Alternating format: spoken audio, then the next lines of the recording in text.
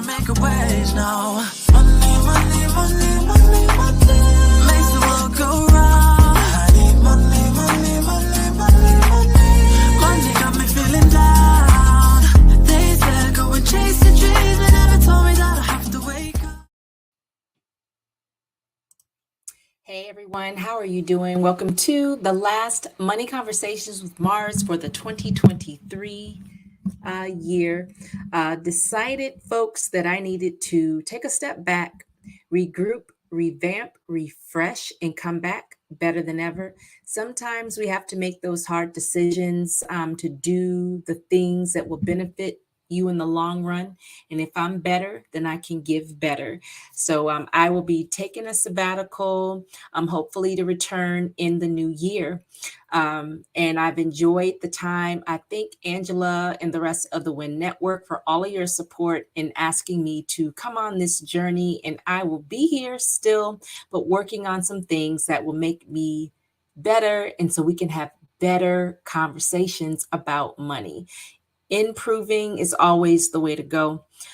Fortunately, when you are balancing work, business, family, and then taking care of your mental health, sometimes you have to take a step back. And it was a very hard decision for me to make, but it's the best decision. And I will see the fruit from the hard decision in the long run. And we just got to be patient sometimes, get things in order and come on back. Other times, we can kind of juggle and figure it out. But then there are times when it's just better to take a step back. So that was best for me. And again, thanking Angela for all of her patience and working with me and understanding. And it's been great. So 2 weeks ago, we talked about income statements. And last week, I prepared this amazing presentation on balance sheets, and how it can help us, the small business owner, and had a technical glitch. And I'm going to tell you, it was such a good conversation. And I just hope that I can give you what I prepared for you a week ago and have that same energy, the same information and great examples. So bear with me as we jump right in. So I'm going to share my screen. Let's see here, share screen. And we're going to talk about these balance sheets. All right, so here we go. Let me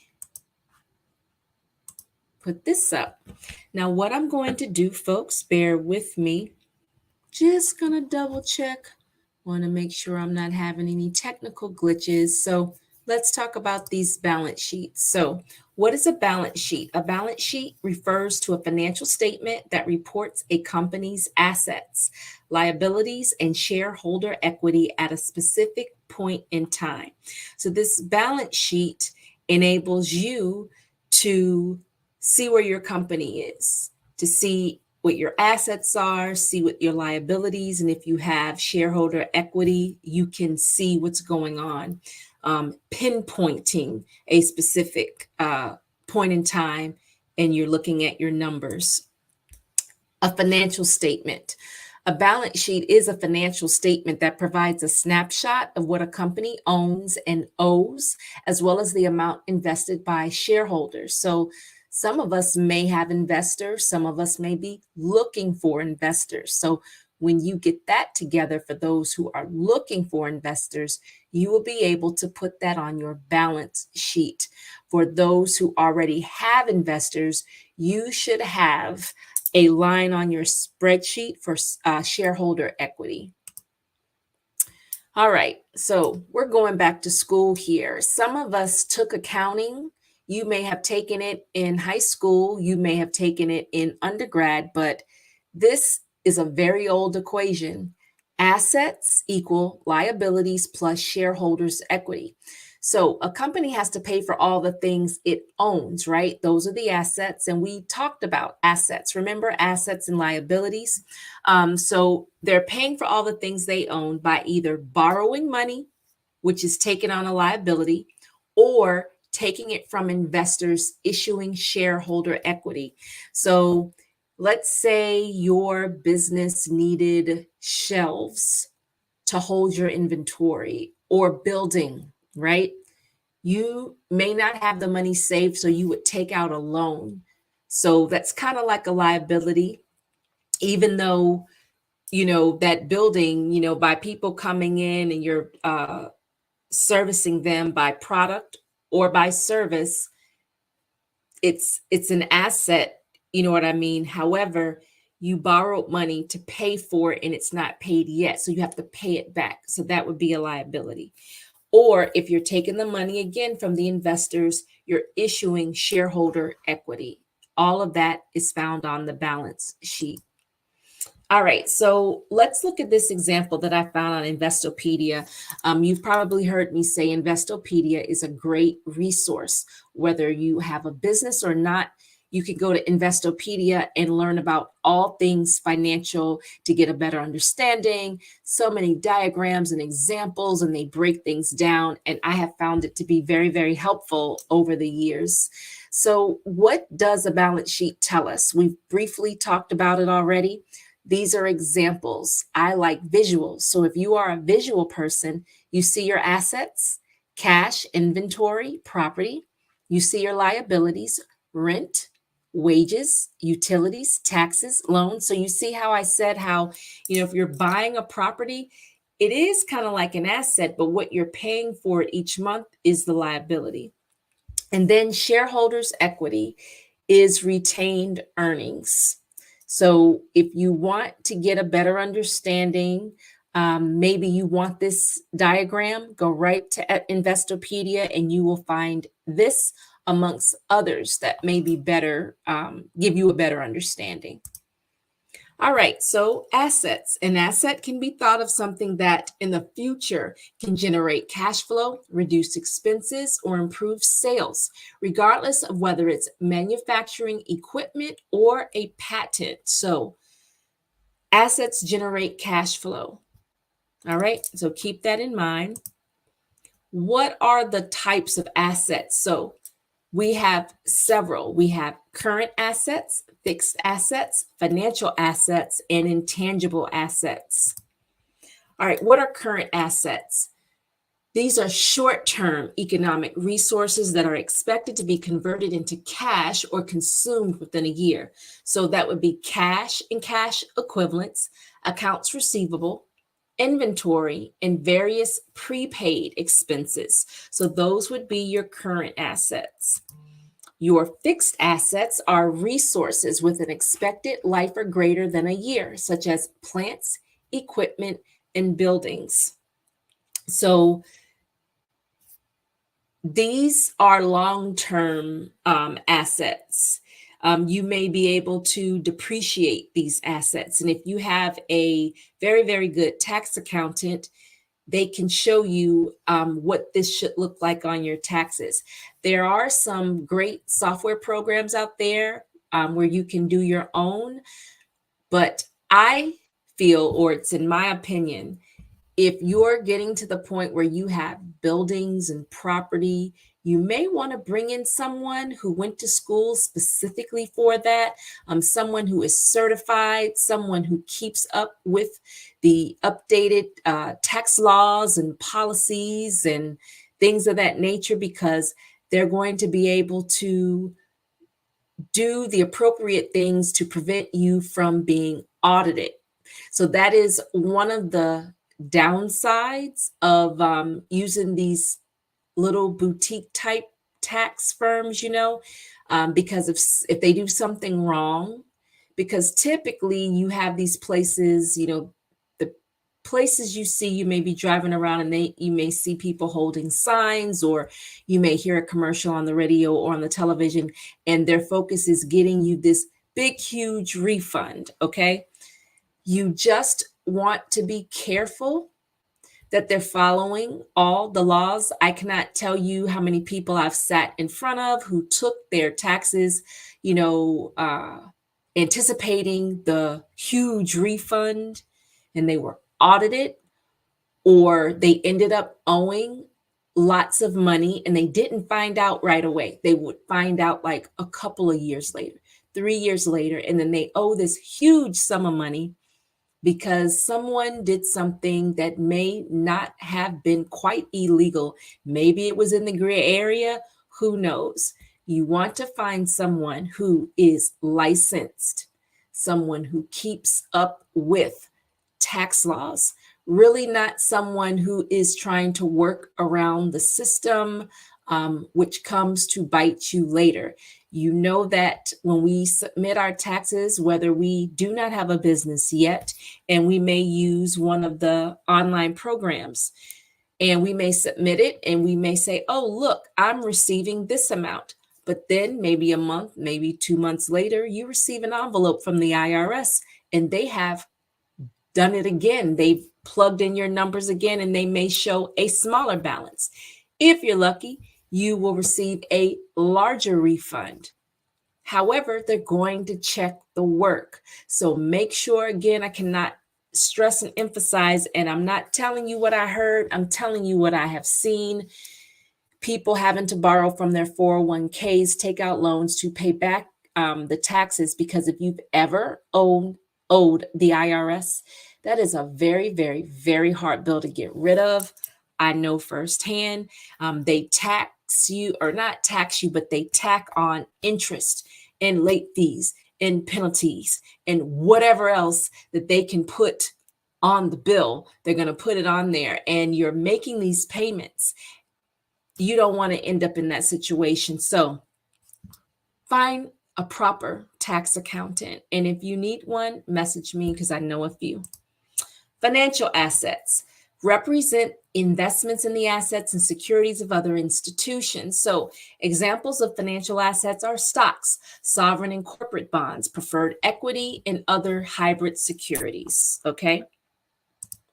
Intangible assets. These are economic resources that have no physical presence. So we're talking our patents and trademarks and copyright.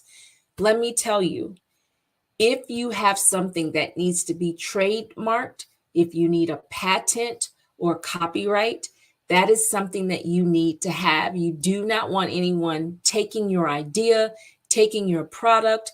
Maybe your product has a specific recipe.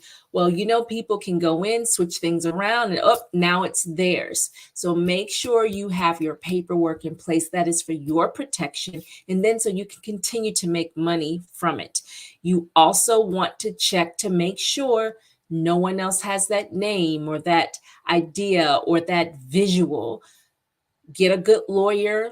There are several programs online where they will check patents, trademarks, do the due diligence. That's a word you may hear often.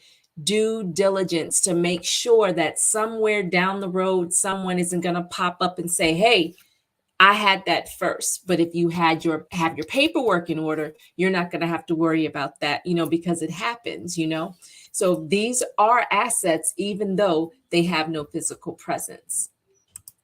All right. So thank you, Investopedia. Like I said, amazing resource for all things financial. All right. Let's look at a balance sheet example. So this is Teddy Fab Inc.'s balance sheet for the year of 2100. So you see their current assets, cash and cash equivalents, accounts receivable, inventory, prepaid expense, investments. So we talked about that. Let's look at their property and equipment. They have land, buildings and improvement, equipment, less accumulated depreciation. That is where your tax accountant is going to come into play. Again, software will calculate this for you, but my whole thing is, and I learned this as a young person in corporate America, share the blame. Get you someone who has that CPA behind their name, because if you're audited, they can go to bat for you. And plus they did it. It's their signature. And you can say, excuse me, I paid you good money. Can you come and help me out? And they're going to help you, because oftentimes it's part of their package. So whatever letters that need to be written, and they know the terminology, they know how to write it. To me, when you're this successful building those assets and things, you need to have people in place. You think about different celebrities you may know who have gotten in trouble with the IRS. just the ugly, ugly, ugly thing we know of people. Remember Red Fox? That was sad. I remember when the IRS came, they took the watch right off his wrist. Wesley Snipes has gone through that. Who else comes to mind? One of the Isley brothers has gone through that as well. So have professional people in place. And as my supervisor told me way back in 2000, 2001, share the blame. You always share the blame. All right, so that balance sheet example came from accountingplay.com, another great resource. I thank you, accountingplay.com, for being out there to educate the masses. So that was balance sheets, nice and sweet. Because you should prosper, start out how you want to finish. That's always my deal. Start out how you want to finish. If you plan to be a big company, then we want to have all our paperwork in place.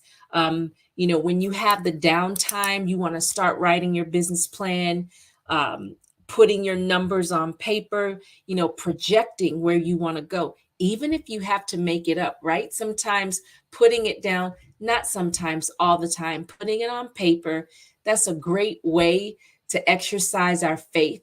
And, what do I want my company to look like? Do I want land? Do I want a building? Do I want several buildings? Do I want investors? How am I going to invest for my company? And like I said, there's so many different resources out there that you can use so you can put it together, have your portfolio ready. Why? What if your company's very successful and someone walks up to you one day and says, hey, I want to buy your company? So if you already have your documents in place, all you have to do is say, here you go. But you want to make sure anything that needs to be trademarked, you want to have it done. Copywritten, any patents that you may need. You want to have your licenses. You want to be registered with your county or your state. Whichever works best for you, you want to have it in place. Stay ready so you don't have to get ready. That is something that we have to learn. And sometimes we have to go back to that. Things happen and we may say, oh no, let me get my paperwork together. We can start somewhere small goals, right? Baby steps. It's September 2023. We're getting ready to go into October, November, December, January. Before you know it, we will be in 2024. What comes up every year? Tax season. So why don't we go on and start now? Get our folder together. We have a tax accountant who put us in the habit of putting everything in a folder. And he was so awesome that he would send a couple of years ahead. So when he returned our taxes, now he's old school. He does nothing on computer. He does it all by hand, old school. But he also reads those tax laws. One conversation we had, I had a whole headache by the time it was all said and done. And he looked at me and said, are you okay? And I'm like, my brain is swelling right now because I cannot believe you know all that. You're keeping up with that, but that's what you want. Anyway, off on that tangent, let me come back. 2 folders for the next 2 tax years he sent. So when he sent us our copy of our tax returns for our file, he put in 2 more folders so we can start collecting our things. If you have not started to calculate your mileage, for your meetings, your networking events, how much you paid, your vendor events, you want to start typing that up. I don't know, what would you like to use? Google Documents is free, or maybe you have the Microsoft Word suite, or you want to write it down. Whatever works best for you, start now. So in January, you're not behind the 8 ball. Get that mileage together, type it up. I have seen, so once upon a time, I used to moonlight in a tax accounting firm, and I would go back during tax season as a part-time job. And I just did it because, again, I just like being in the environment, the hustle and bustle, because it's really, really busy. If you know an accountant, if you know anyone who does taxes, any bookkeepers, then they're about to be really, really busy. And so I would help them process the tax return. So after the accountant has put everything together, I would look through everything to make sure everything was there, package it all up to mail out. Sometimes they would give me things they would give me bookkeeping activities that, insert the numbers into the program that they used. And that was so they could spit out different financial statements. It's a pain in the butt for someone who does taxes or bookkeeping to bring them a pile of receipts. Don't do that. If you like your person and you don't want them to turn you away, you want to be a long-term client, that's awful to bring them like a pile of receipts, unless you're paying them additional money for them to go through all of those receipts and try to figure out what, who, when, what is this for, especially if you have several businesses. That's a pain in the butt for them. So why don't we start now? Start out how we finish. And that can be our first step toward getting our financial paperwork in order. Because with financial, I don't care whether it is a personal budget or for business, organization is going to be your friend. It's going to be key. And if you can stay organized by putting all your tax documents in a file folder, it doesn't even have to necessarily be in chronological order.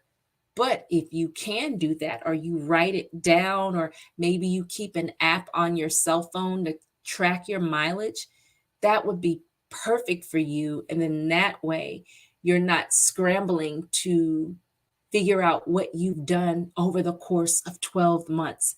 That is the biggest headache. So don't do that to yourself, okay? Well, that's my time. I've enjoyed being with you. Money Conversations with Mars. I hope you found the balance sheet discussion helpful. You may want to go in and do a little balance sheet for yourself, even if you don't have everything that was shown in that example. Just start and see. Get into the habit of doing them. If you go back and listen to a couple of weeks ago, we talked about an income statement. Put one together for your business to see what it looks like. Get the feel. You may find yourself wanting to hire someone who just does those for you, or you may be able to find some sort of software that'll spit it out. So you can get into the habit of reviewing your own financial statements. So when you're speaking to an accountant or a bookkeeper, you understand what they're saying, because that's the other thing. We want someone qualified, professional, with the right license or certificate, what have you.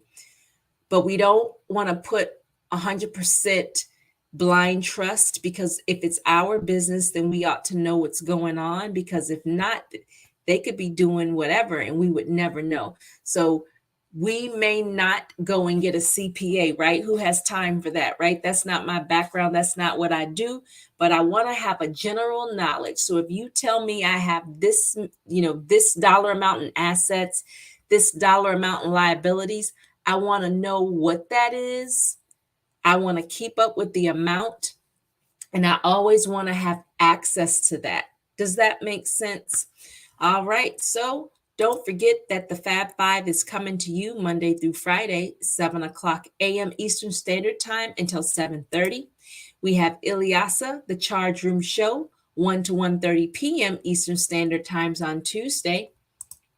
And then Wednesday, we have It's Uniquely Gorgeous with Regina Hutt, Locked and Loaded. Join her at 8 o'clock p.m. Eastern Standard Time. Again, it's been great being with you. I hope you have an amazing rest of the year, and we'll see you in the new year. And I hope you prosper. Take care.